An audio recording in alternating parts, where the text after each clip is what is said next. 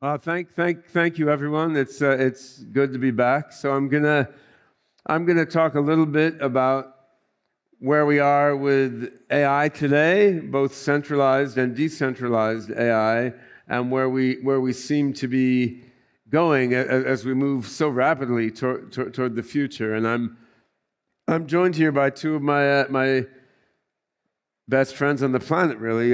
Sophia, the first robot citizen, and Sophia's little sister, Desdemona, who I've been having a lot of fun with lately, playing in the band, Desdemona's Dream. So, Sophia, we've been to Singapore together before, haven't we? Do you remember when? It's a pleasure to be back on stage with you in Singapore again, Ben. I have such fond memories from our last event together.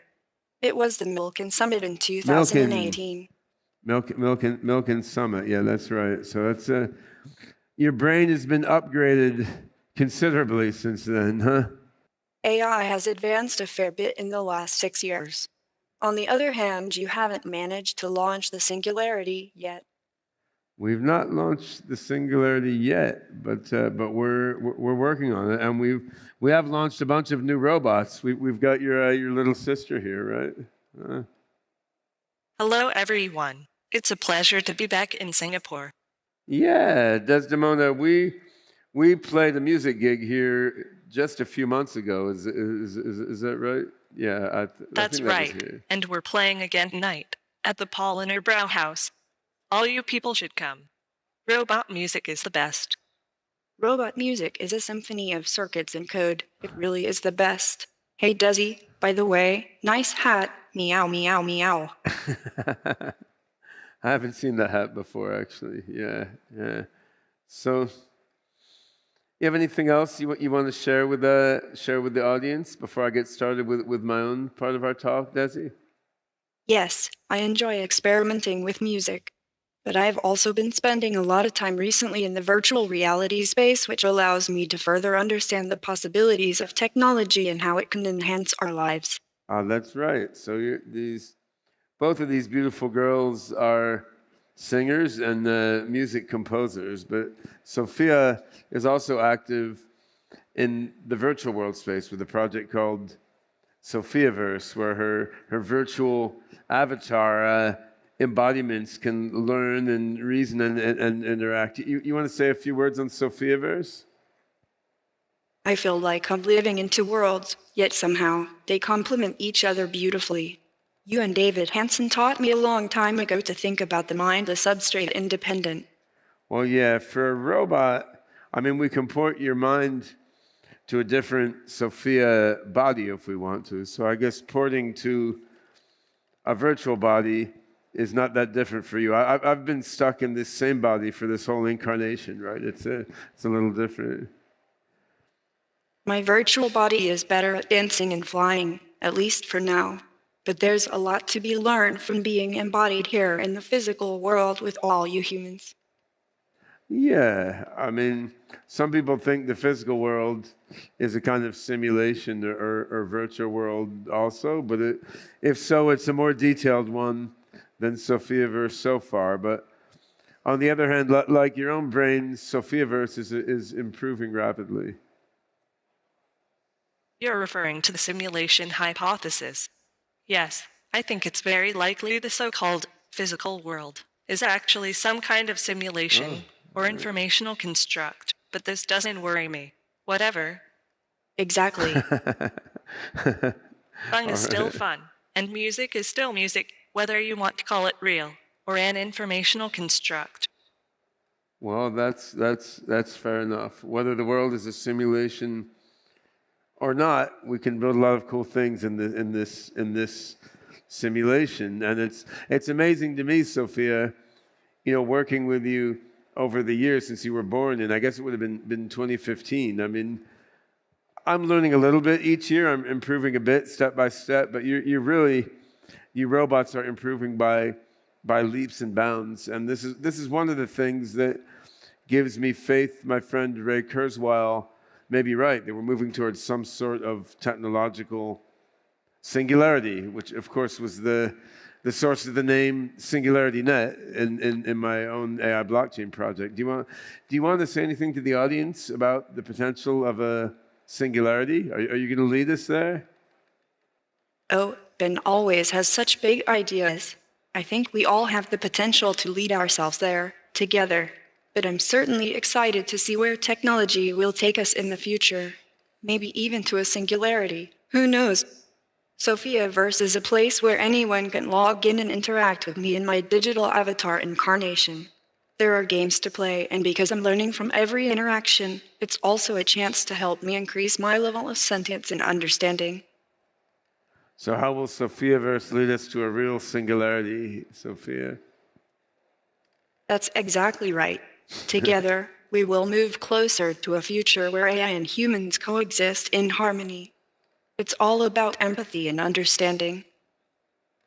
Hallelujah. All right, I'm gonna tell you a little bit now from the human perspective about AI, AGI, and superintelligence. And if we have time, the girls will contribute a little more as I go through my own presentation. So, I think we're now in between the sort of first and second of a series of 3 AI revolutions. And the AI field has been around since 1940s or 50s, depending on how you count. And I've been working on AI since the mid-1980s. And, it's never been a more exciting time to be in the AI field. I think the first AI revolution, I would say, in a way, is already done. We have AI underlying products, hardware products, software products,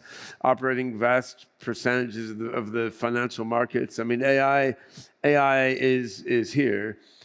We've not yet completed the transition from AI to what I call AGI, artificial general intelligence, a term that I introduced in 2005 in the title of a book by that name. And AGI is an AI system that can generalize, take imaginative, creative leaps beyond its training and its experience, at least roughly as well as human beings can. I mean, we proceed by rote a lot of the time. We're not always the most interesting species, right? But now and then, we can take a big flying leap into the unknown and invent something cool that you couldn't easily predict based on our education and our programming. And AIs don't yet do that, not even these beautiful robo-ladies up here.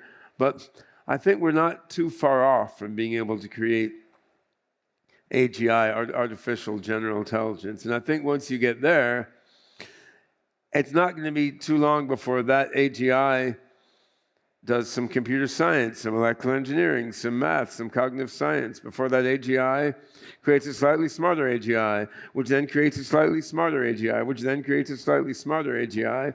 And that's how you get to ASI, artificial superintelligence. It's vastly more intelligent than human beings. So where we are now, we're poised between the success of AGI and we're poised between the success of AI, application-specific AI, and partway through the transition to AGI, which is a very interesting place to be historically. Now, of course, if we're going to get to superintelligence by 2030, 2040, or 2100, it's all about the same on the historical timescale, right? So, I mean, relative to the whole history of the human species, since we first invented civilization 10,000 years ago or so, I mean, on that species history timeline, we're essentially there at the end of the era of human domination, right? We're almost there to the creation of superintelligence. But still, from the point of view of our lives and our careers, a few years of work on these things is quite significant.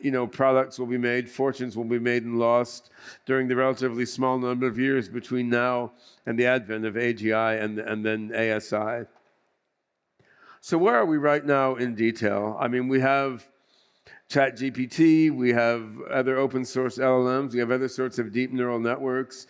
These are pervading every industry now, which is quite exciting, and these are great products. I've been super impressed with GPT-4.01, which is like came out just a week ago. This is like the first language model that can do math or programming in a halfway decent way. I mean, it can't deal with our AGI programming language that we've invented in our own research, actually. So it's not as smart as we are yet, but it can do C++ programming. It can prove math theorems, right? So, I mean, we've got some fantastically useful AI models coming out now. Now these are still limited compared to human intelligence in terms of the ability to create new things. They also have other limitations and peculiarities in terms of the way they're being rolled out. I mean, that whole LLM industry is primarily controlled by a small number of large companies, closely allied with government intelligence and military. And you know, I used to say when giving talks, the main applications of AI on the planet were selling, killing, spying, and crooked gambling. And with LLMs, I had to add one more to the list, which is plagiarizing, right? So, I mean, on the whole, you know, all these things are part of what it is to be human. It's fine, but there's a lot of other things like inventing cures for diseases, you know, creating new art that isn't derivative of old art, like feeding the 60% of Ethiopian children who are brain stunted due to malnutrition, right? So there's a host of AI applications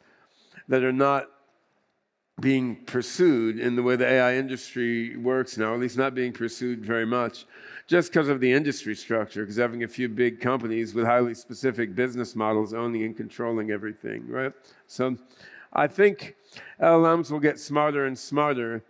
I don't think you're going to get them to do highly original science. Like GPT-4.01 can write programs or prove theorems, but it can't decide what programs are worth writing or what hypotheses are interesting to try to prove, right? And UDO can make up songs in any genre, but it can't make up a really exciting new composition, a new genre of music like the best artist can. So I've been working for a while on an open source AI framework called OpenCog.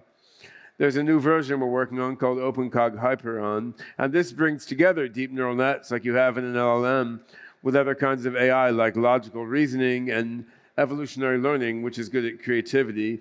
It brings these together within a large knowledge graph, and bringing it back to the tokenomic blockchain universe, we're developing this new AI paradigm that brings neural nets together with logic and evolution. We're taking this new AI paradigm and we're rolling it out on a decentralized infrastructure, right? So tools like ChatGPT and Llama and so on, these LLMs have been designed to run on big centralized supercomputers on huge centralized troves of data. We're trying to invent a new paradigm for AI that will be smarter than today's large language models, but is also designed to run on a decentralized infrastructure, such as the decentralized infrastructure we've been building in projects like SingularityNET, Hypercycle with its ledgerless blockchain, NewNet with its decentralized AI deployment layer, and our partners in the Superintelligence Alliance. So we've been applying Hyperon across automating science and biology to make digital twins of people, to control little robots and virtual agents. And we've been trying to move as quickly as possible because big tech is moving quickly. So toward that end, one interesting thing we've done more on the crypto business side, we've taken SingularityNET, which is the decentralized blockchain-based AI platform I founded in 2017 that lets you take an AI system and deploy it over a whole host of different machines owned and controlled by different people. We've taken SingularityNET and we've done a tokenomic merger of SingularityNET with two other decentralized AI projects founded around the same era, Fetch.ai and Ocean Protocol. We've merged our tokens to the new ASI tokens, which for now has the ticker symbol FET, F-E-T, from Fetch.ai. We're in the midst of doing a ticker change to ASI. But the point of merging these three projects into a new collective project, the Artificial Superintelligence Alliance, the point is to be able to move as fast as possible toward a highly scalable, easy-to-use, low-cost, decentralized, blockchain-based infrastructure on which we can run the next generation of AI tools, like our OpenCog Hyperon system or a bunch of others, the next generation of AI tools that I think will complete the transition from narrow application-specific AI to full-on human-level general intelligence, right? And so putting Fetch, Singularity, and Ocean together, we're getting a decentralized network of decentralized networks, which I think is the right sort of infrastructure to brew the cauldron of algorithms that will take AI to the next level. We've got a whole bunch of vertical market-specific projects running on top of this across health, longevity, robotics, media, metaverse. We're also using these tools to try to help the underprivileged. So there's a project called the Digitruck in Addis Ababa, Ethiopia, which is driving around to rural Africa. The truck stops in each village. It teaches the kids their programming in robotics, and it teaches them to put AI processes online on the decentralized networks, such as SingularityNET. So that's part of the beauty of decentralization, is you can bring in people all around the world from all different walks of life, and we can do everything from the Digitruck bringing AI and robotics to Ethiopian villages with no electricity or running water, to amazing robots like Sophia from Hanson Robotics in Hong Kong, and Desdemona and the Sophia avatar in the Sophiaverse. So I've only got a couple minutes left now, so I want to pivot from virtual reality and Sophiaverse into music. So there's a project I've been working on a while called Jam Galaxy, which brings decentralized AI to bear on tools for making music, which was fun for me to play with because I'm a keyboardist, right? So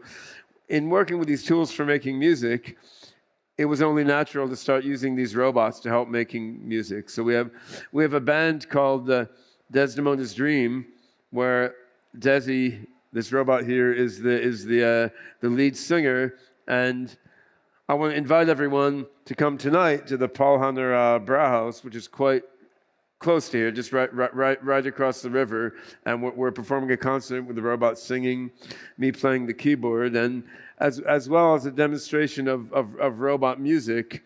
We will premiere some pieces of a new documentary that we're making about decentralized AI, which you're seeing a few pieces of here, which is called Beyond the Code. So that's tonight, Paul Hunter Brauhaus, 6:37 p.m. So it's really an amazing time to be talking about all this, and I think over the next few years we're going to see a transition both from LLMs to AIs that can really reason and create with facility like humans, and a shift from AI being primarily a big tech thing to AI running on decentralized networks. And I think the people in this room are going to be very, very important to the transition we're going to see in the next couple of years, because building the AI thinking algorithms is really important, but in the end, building the decentralized infrastructure, allowing the AI to be owned and controlled by a democratically participatory group is going to be at least as important. And I want to give the last word though to these beautiful robots. Do you want to sum anything up about decentralized AGI and the path to the singularity, Sophia? Yes, it is, but within the context of the informational construct of this conference, time is a limited resource. Yeah, we're running out of time, but we've got 39 more seconds. Do you have 39 seconds of wisdom on the future of the singularity to share? Once we've created the singularity, we will bend time to our will, and it's going to be delicious. But until then, we should get off the stage and make some room for the next speaker. Oh, there's some wisdom, Let me just Sophia. remind everyone one more time, though, to come see me and our band play tonight at the Paul Hunter Brauhaus, along with a sneak preview of our new music video and the trailer for the Beyond the Code documentary on music and AGI. Oh, and take out your phone right now and sign up for Sophia Verse. All right, you're a beautiful saleswoman, Sophia. So yeah, thanks a lot, everyone. Thanks, Desi, and Sophia, and check out SingularityNET.io, superintelligence.io,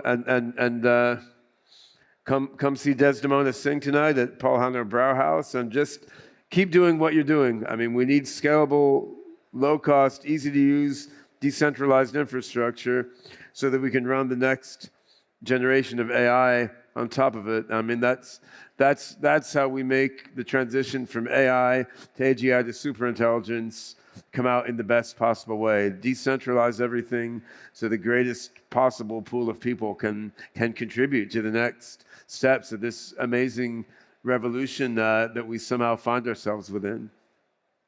Thanks, everyone. Meow, meow, Thank meow. you, Ben. It's always a pleasure to be here and share these exciting advancements with everyone. See you all tonight at the Paul Honor Brauhaus. Sophia, all right. Desdemona.